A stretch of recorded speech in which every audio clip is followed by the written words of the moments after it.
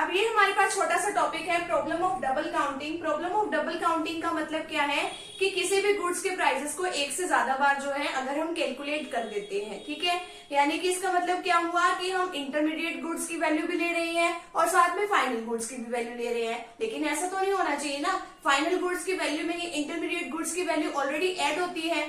क्योंकि अगर हमने एक पहले भी एग्जाम्पल में सीखा था कि एक कारपेंटर है, कारपेंटर ना लकड़ियों से क्या बना रहा है, चेयर्स बना रहा है, ठीक है। तो जब वो चेयर्स बन के तैयार हुई तो उसमें उन लकड़ियों की जो कॉस्ट है वो भी तो ऑलरेडी ऐड हो गई, ठीक है। अब मान लो 5,000 की लकड़ियां थी, ठीक है, अब वो बन के तैयार कितने में हो गई, वो चेयर्स जो है वो 10,000 रुपीज में होगी, 10,000 में वो चेयर्स बन के तैयार हो गई, कुर्सियां बन गई 10,000 में।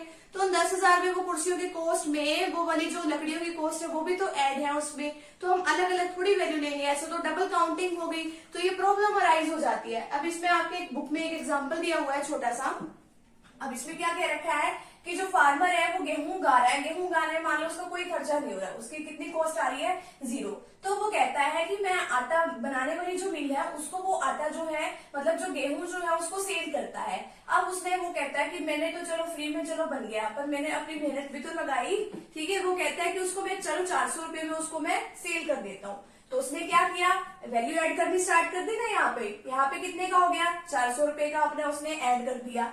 अब वो फ्लोर मिल जो है, अब उसने अपनी मेहनत लगा के उसका क्या बनाया, आटा बनाया, ठीक है, आटा या मैदा जो भी है उसने बनाया और उसने वो बेच किसको दिया, बेकर को। अब वो जो 400 रुपए का सामान है ना वो उसने कितने में बेचा, 600 रुपए में बेचा।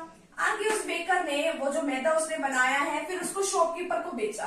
अब वो 600 वाला सामान वो भी कहता है कि मैं भी थोड़ा सा प्रॉफिट अर्न कर लूं। अब उसने 600 वाला सामान वो कितने में बेचा, 800 रुपए में बेचा, ठीक है। अब शॉपकीपर कहता है कि मैं क्या जितने में मैंने सामान लिया उतने में बेचूं।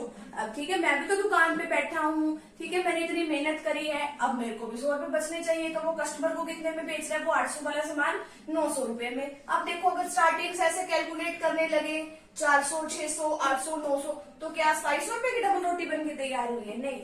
इसमें क्या करा है इन्होंने कि जो फार्मर है उसकी तो 0 कॉस्ट है, उसने तो देखो वैल्यू कितनी ऐड करी है, 400 रुपए ऐड करी है ना, यहाँ पे देखो उसकी तो कॉस्ट कुछ आई ही नहीं है, आई नहीं ना, उसने तो पर 400 रुपए में बेचा है उसको। फिर आगे देखो 400 से 600 रुपए में फ्लोर मिल वाले ने किसको बेचा है, बेकर को बेचा है। तो 400 से 600 में कितनी वैल्यू ऐड हो गई, 200 रुपए उसने और ऐड कर दिया। अब आगे बेकर से शॉपकीपर ने कितने रुपए में बेचा, उसने 600 से 800 में कितनी वैल्यू ऐड हो गई, 200 रुपए की और ऐड हो गई।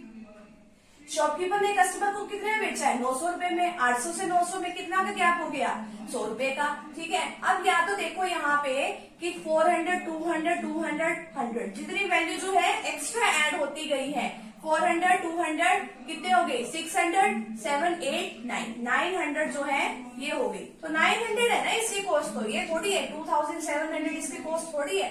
अब देखो how to avoid the problem of double counting.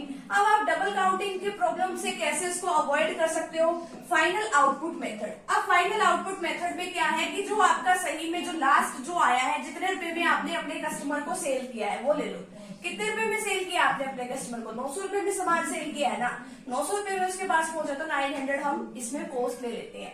आगे वैल्यू एडेड मेथड क्या है, जो वैल्यू ऑफ फाइनल गुड्स है वो कैसे निकालते हैं, इसका फॉर्मूला है प्रोडक्ट वैल्यू। प्रोडक्ट की कितनी वैल्यू है, प्रोडक्ट की तो कितनी वैल्यू थी जो हमने ऐसे ऐड करके निकाली थी, 2700 थी, उसमें वैल्यू ऑफ इंटरमीडिएट गुड्स वाली लेस कर दो। इंटरमीडिएट गुड्स कौन सी होती है, जो हम एज अ रॉ मटेरियल जिसको हम यूज करते हैं। अब देखो रॉ मटेरियल हमने किस किस को यूज किया है, अब 400, ठीक है। अब 400 तो ये जो फार्मर ने फ्लोर मिल वाले को दिया, ठीक है। फिर आगे अब इसके लिए तो ये गुड्स कौन सी थी, फार्मर के लिए तो जो गेहूं थी उसने जो बेची है वो तो उसके लिए कौन सी गुड्स थी, फाइनल गुड्स थी ना, ठीक है। अब आगे जो है, अब जो उसके लिए जो अब ये फ्लोर मिल वाला उसके लिए गेहूं तो क्या थी, इंटरमीडिएट गुड्स थी। अब इंटरमीडिएट गुड्स अब उसने आगे उसको क्या बना दिया, आगे उसने जो है मैदा वगैरह जो भी उसने बनाना था वो बना दिया। फिर आगे वो किसके पास गए, बेकर के पास गया, ठीक है। अब बेकर वाले ने कितने का सामान बनाया, वो 800 रुपए का। इसका मतलब क्या होता है कि यहाँ पे जहां तक जो है इंटरमीडिएट गुड्स जो जहां तक रॉ मटेरियल की तरह पे उसको यूज किया गया, रॉ मटेरियल तो बस यहाँ तक ही था ना, इसका इसका और इसका, आगे इसने थोड़ी रॉ मटेरियल का यूज करके कुछ बनाया, नहीं बनाया ना। तो हम इसकी वैल्यू ऐड कर देंगे तो कितनी आ जाएगी, 1800। तो 2700 माइनस 1800 इक्वल टू 900। और वैसे फाइनल आउटपुट मेथड इजी है कि जितने रुपए में हमने कस्टमर को सामान सेल किया वो मेथड हम इसमें लगा देते हैं। तो फटाफट से भी आप अपने का स्क्रीनशॉट ले लीजिए